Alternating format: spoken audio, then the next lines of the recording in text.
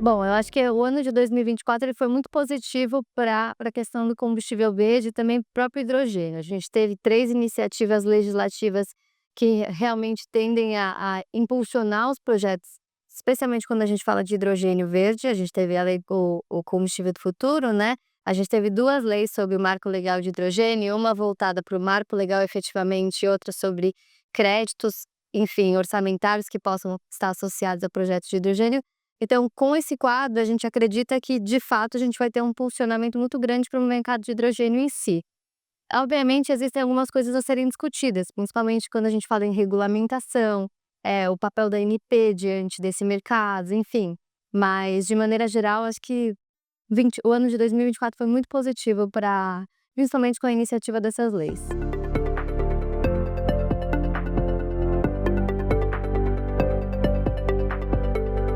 Quando a gente fala hoje em energias renováveis no Brasil, especialmente considerando as fontes solar e eólica, que são projetos que a gente tem, de certa forma, em grande escala, a gente tem certos desafios ainda de natureza regulatória, como o constrainer off, que é um tema que está sendo muito discutido, se vai ter um ressarcimento ou não, das restrições que o ONS impõe em razão da dificuldade de escoamento de energia produzida por esses projetos.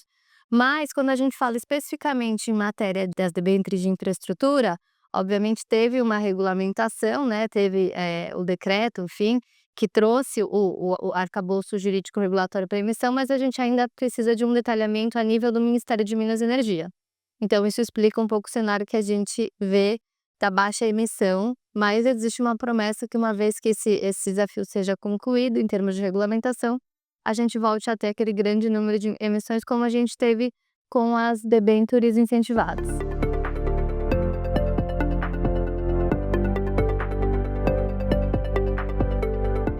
Pô, eu acho que a gente consegue ver 2 desafios muito importantes de natureza jurídico-regulatórias de forma imediata.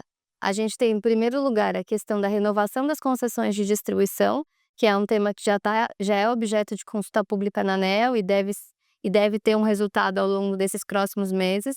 E a gente tem outra questão muito importante, que é o papel da comercialização varejista sobre os aspectos concorrenciais. Então, novamente, tem uma tomada de subsídio da ANEEL discutindo esse tema, e provavelmente a gente deve ter alguma regulamentação em breve para estabelecer quais são as eventuais limitações que podem ser aplicadas à comercialização diante de aspectos concorrenciais.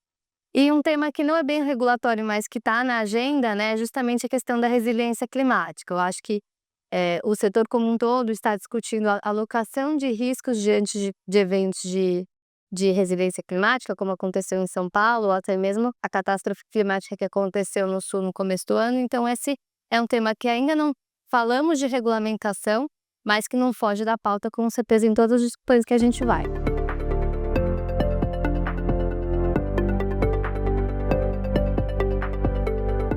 Eu venho no GRI, assim, há anos já, então eu acho que é um fórum muito importante para que a gente possa conversar com os players, saber o que está acontecendo no mercado, ter uma aproximação com o regulador. Por exemplo, o meu painel teve a participação do diretor Sandoval da ANEEL. Então, assim, para fim de networking e para fim de atualização do que acontece no mercado de infraestrutura, o GRI é essencial. Não tem como não participar.